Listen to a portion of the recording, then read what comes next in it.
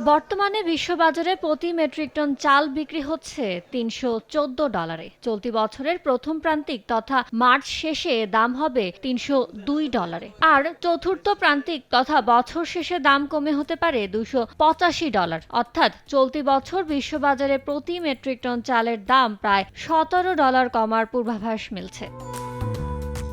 বর্তমানে প্রতি 100 কেজি আলু বেচাকেনা হচ্ছে 30 ইউরোতে। 2025 সালের প্রথম প্রান্তিকেই কমতে কমতে বছর শেষে নিত্যপণ্যটির দাম 26 ইউরোতে নামার সম্ভাবনা দেখছে ট্রেডিং ইকোনমিক্স।